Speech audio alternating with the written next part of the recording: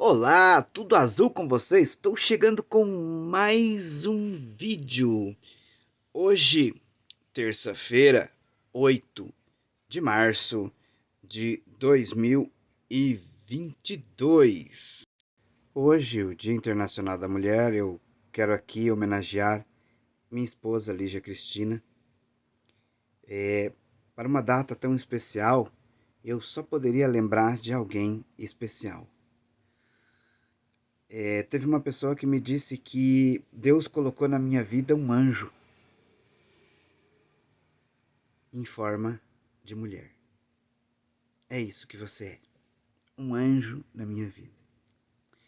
Que Deus te abençoe para que você continue sendo sempre essa pessoa guerreira, essa pessoa querida, amável, enfim.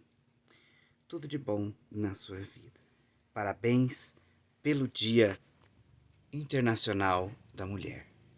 E que essa homenagem se estenda a todas as mulheres do mundo. Parabéns para vocês, que Deus as abençoe e as fortaleça. E que o mundo possa criar consciência do valor extraordinário da mulher e que essa consciência torne a convivência mais agradável e amável para todos. Porque o sinônimo de mulher é amor. Por isso, homens, respeitemos as mulheres, que possamos aprender a amar cada uma como elas merecem. Que Deus abençoe a todos. Feliz Dia Internacional da Mulher. Vamos às notícias de hoje. E do Dia Internacional da Mulher, vamos falar da guerra, né, que entra no seu 13º dia. Mas antes, que Deus abençoe também, e principalmente as mulheres ucranianas, que nesses tempos de guerra passam por situação tão difícil. Então, que possa chegar as nossas homenagens e as nossas orações para que Deus abençoe essas mulheres. A Rússia anunciou corredores humanitários para retirada de civis da Ucrânia. A retirada é feita de civis de 5 cidades da Ucrânia, conforme anunciou o ministro da Defesa da Rússia. De algumas cidades em volta de Kiev, a capital, as pessoas estão indo para Kiev, de Kiev estão sendo encaminhadas para outros pontos em corredores humanitários. O problema é que algum desses corredores humanitários, corredor esse defendido pelo presidente ucraniano, não foi especificado entre os dois países para onde as pessoas iriam. E existem corredores humanitários que estavam levando as pessoas para a Rússia e para Belarus, aliada da Rússia. E o presidente ucraniano não aceitou essa retirada. Por isso, os corredores foram reformados, né? Tem algumas pessoas ainda que quando entra num corredor não sabe para onde está sendo levada, mas está indo. Nós estamos com 13 dias de guerra. A Ucrânia, em negociações, pede um cessar-fogo imediato. A Rússia se recusa e coloca ali as suas exigências. E uma das exigências é a desmilitarização da Ucrânia. Como que seria isso? A Ucrânia ela teria que sobreviver sem nenhum tipo de soldados, sem as forças armadas. Teria que desativar as forças armadas ucranianas. Se a Ucrânia fosse continuar como um país independente, ela precisaria ter a sua defesa. É óbvio. O presidente ucraniano não aceitou. A outra é que reconheça as regiões consideradas separatistas como regiões independentes. Que a Rússia reconheça a Crimeia como território russo, né? Que a Ucrânia, perdão.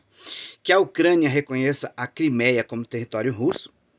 A Crimeia é uma região ucraniana, ao sul da Ucrânia.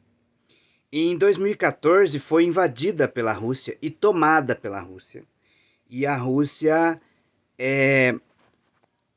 comanda ali até agora, né? A Rússia tem o comando da Crimeia e exige que a Crimeia seja reconhecida pela Ucrânia como território russo. Uma outra exigência do presidente Vladimir Putin é que a Ucrânia mude a Constituição do país, um outro ponto da Constituição, onde fala da questão dos ingressos a grupos, né, como por exemplo a OTAN e a União Europeia, né? Então, a, a, a Ucrânia ela ficaria totalmente dependente da Rússia. Especialistas dizem que isso não seria, mesmo que em troca de um cessar-fogo, mas não seria uma coisa a se fazer. Né? São duas exigências em que, na opinião de muitos especialistas, o presidente não pode aceitar. Né? É o fato de a desmilitarização do país, né? Essa é uma coisa que não se pode abrir mão, e a outra é a liberdade do país. Né? Quanto à Crimeia, a Rússia já domina, né? Então, talvez por um cessar-fogo seria interessante abrir mão daquela região e o país continuar com a sua liberdade. Mas aí vem a pergunta: será que só isso contentaria o presidente Vladimir Putin? O número de refugiados da Ucrânia já passam de 2 milhões. Como é difícil a gente perceber, eu não vou falar ver porque eu não vejo, né? Mas aquela situação tão desumana, nós podemos dizer, de pessoas saindo, deixando suas casas, deixando ali tudo o que conquistaram, né? E sabendo que isso está sendo destruído e saindo, simplesmente saindo. Mulheres que deixam os seus maridos na guerra, filhos que deixam seus pais, famílias separadas. Quanta dificuldade esse povo está atravessando. Os corredores humanitários, conforme eu disse há pouco, estão acontecendo e o acordo entre os dois países é de um cessar-fogo temporário. Mas a Ucrânia denuncia de que a Rússia está bombardeando alguns pontos de corredores humanitários. Os corredores, um dos corredores, né, que estavam levando suprimentos e remédios para dentro do país e saindo com centenas de ônibus, primeiro com estudantes. Esse corredor foi bombardeado hoje de manhã e os caminhões e os ônibus não puderam avançar. Vamos mudar de assunto, vamos vir aqui para o Brasil, vamos falar de preço de combustível. O presidente Jair Bolsonaro, na manhã de ontem, criticou a política de preço dos combustíveis da Petrobras disse que é inadmissível a forma em que vem sido conduzida a política de preços na Petrobras. O governo estuda um plano para congelar os preços dos combustíveis, uma vez que atualmente os combustíveis, a Petrobras, ou melhor, segue a paridade de preços internacional. O barril de preços desde o início da guerra na Europa já subiu ser mais de 25%. O presidente Bolsonaro diz que tem que fazer uma política de guerra para a Petrobras. Essa tentativa do presidente seria algo temporário, só enquanto dure a crise na Europa ou a guerra na Europa, né? Com essas críticas do presidente, as ações da Petrobras derreteram, caíram muito, muito, muito. Segundo especialistas, o prejuízo da Petrobras em papéis de ontem para hoje foi de bilhões de dólares. Ficou para hoje uma posição com relação ao preço dos combustíveis. Ontem foram feitas reuniões com o ministro de Minas e Energia, o ministro Paulo Guedes, né? E também com o presidente da Petrobras. O presidente espera que hoje ele consiga uma posição para congelar esses preços dos combustíveis, pelo menos enquanto dure essa guerra, né? É interessante, eu acho que esclarecer aqui, às vezes nós nos deparamos com uma notícia dessa, com relação ao petróleo, aí a gente fala assim, poxa, mas a guerra é lá na Europa. O que é que tem a ver o Brasil? Como a Petrobras segue uma política de paridade internacional de preços, ela segue o preço do barril de petróleo conforme ele é cobrado lá fora. Esse preço geralmente é em dólar. Só para se ter uma ideia, alguns meses atrás, o barril de petróleo que sai da refinaria, ele custava em torno de 60 dólares. Esta semana, o barril do petróleo está ultrapassando a casa dos 130 dólares. Então, assim, aí você pensa, não, mas 130 dólares um barril? Cara, quantos litros vem num barril? É que aí tem todo um procedimento em seguida, né? Ele sai da refinaria, aí depois tem muita coisa até chegar na bomba, nos postos de combustível. Então é muito complicado e a guerra vai trazer sim diferença ou aumento nesses preços de combustível. Uma coisa que a gente já vem sentindo é a alta no preço do pãozinho ou da farinha de trigo, por exemplo. A importação de farinha de trigo, parte dela, ou grande parte dela, da farinha de trigo consumida no Brasil, vem da Ucrânia e da Rússia.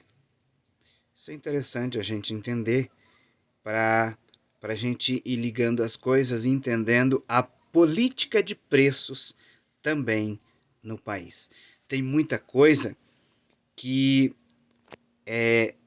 o que controla os preços é o valor estabelecido internacionalmente.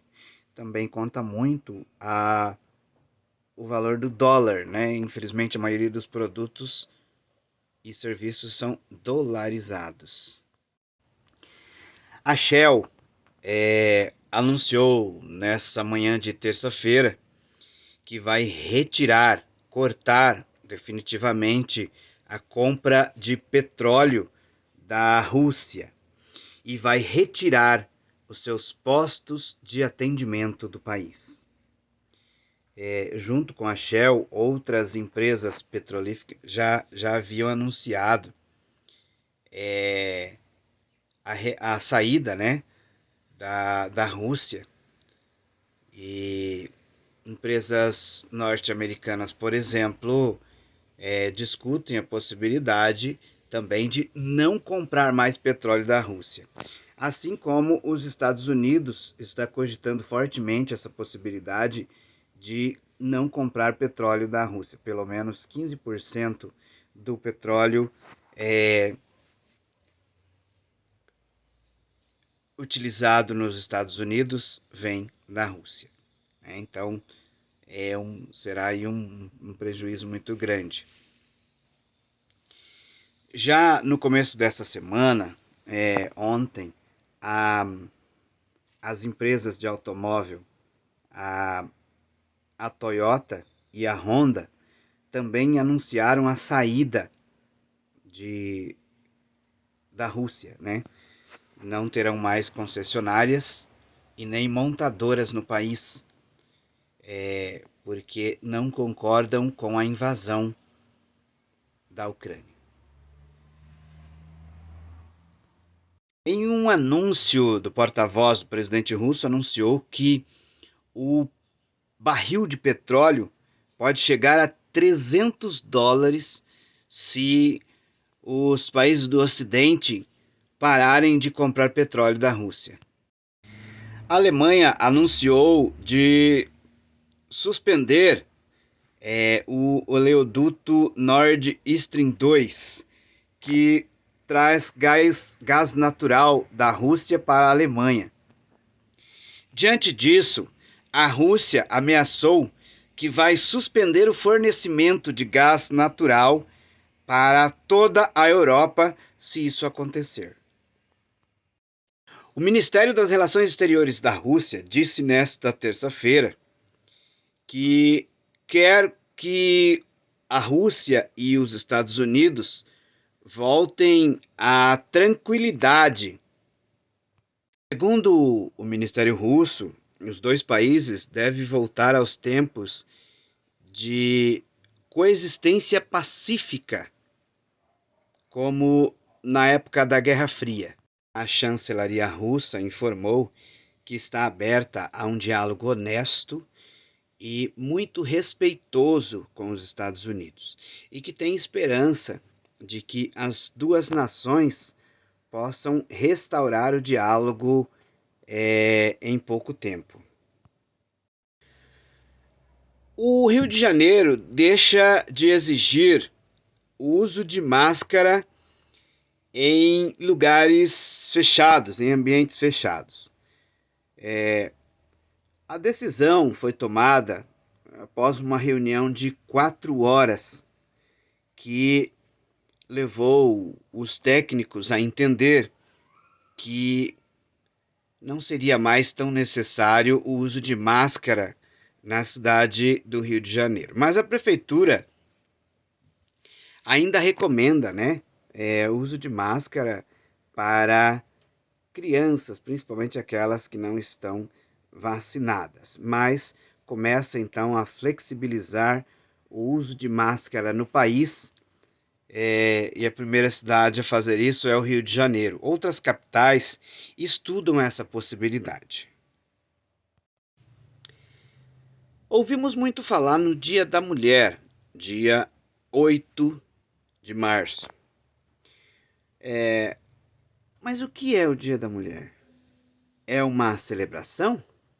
É um protesto? O que é o Dia Internacional da Mulher? Como ele começou? O Dia Internacional da Mulher começou no movimento operário, e foi reconhecido pela Organização Mundial das Nações Unidas, a ONU. Suas sementes foram plantadas em 1908, quando 15 mil mulheres marcharam na cidade de Nova York, exigindo redução da jornada de trabalho, melhores salários e direito ao voto. No ano seguinte, o Partido Socialista da América declarou Dia Nacional das Mulheres. A ideia de transformar em um Dia Internacional da Mulher foi de uma mulher chamada Clara Zetkin. Ela era ativista, comunista e defensora dos direitos da mulher. Ela deu a ideia em 1910 em uma conferência internacional de mulheres em Copenhague.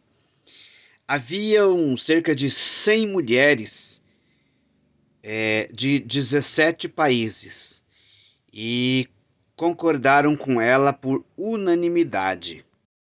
A data foi celebrada internacionalmente pela primeira vez em 1911 pela Áustria, Dinamarca, Alemanha e Suíça. Mas o Dia Internacional da Mulher só começou a ser comemorado no mundo em 1975, quando a ONU reconheceu e começou então a celebrar esse dia. E aí então começou a celebrar os avanços das mulheres na política, no mercado de trabalho e em outras áreas, né? Assim, então, no passar do tempo, as mulheres foram ganhando direitos também em vários países do mundo. E essa conscientização vai se estendendo ao longo dos anos. Um acidente aconteceu neste domingo, dia 6, na rodovia 160, que liga Tacuru a Sete Quedas, entre um caminhão e um Chevrolet Spin. Wesley Raimundo Machado morreu neste acidente, que aconteceu a cerca de 20 quilômetros de Tacuru. O caminhão que vinha sentido Tacuru Sete Quedas bateu em um Chevrolet Spin. Bateram de frente com o forte impacto. O Wesley acabou morrendo. O motorista do caminhão não sofreu ferimentos. O motorista do Chevrolet Spin ficou bastante ferido, né? E foi levado para o hospital de Tacuru. O motorista do caminhão era um caminhão boiadeiro, como eu disse, não se feriu, e permaneceu no local até a chegada da polícia e das equipes de resgate. A polícia militar e também a polícia civil estiveram no local, controlando ali o fluxo de veículos na rodovia, enquanto resolvia a situação ali, né? E fazia o desbloqueio da rodovia. Eu já quero agradecer aqui os nossos primeiros 2 apoiadores do canal, né? Quero agradecer a Master Pneus, nosso amigo Dega, aqui na Master Pneus em Pindotiporã. E também a Marvin Automóveis, lá em Dourados. A Marvin Automóveis fica na rua Rael Bonfacker, 901, Jardim Água Boa. Como eu disse, Dourados. Muito obrigado a vocês pela parceria, né? São os apoiadores do canal por enquanto.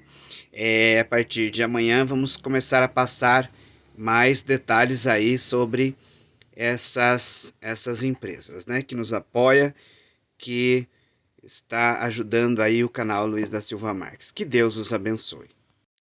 E o meu abraço de hoje vai para Dona Shirley Matos, lá em Dourados, para o Vanilton Félix da Silva, para Luzia Aparecida Soares da Silva, para o Nelson da Silva Marques, para o Tonizão Santos, para a Natália da Silva Marques, para o José Raimundo Magalhães, para a Luzia Oliveira Félix e para o Miguel da Silva Marques. Obrigado a vocês sempre interagindo conosco. Para você que não foi lembrado aqui, sinta-se abraçado por nós e gratidão por você assistir o canal até aqui. Você não me deixou falando sozinho, né?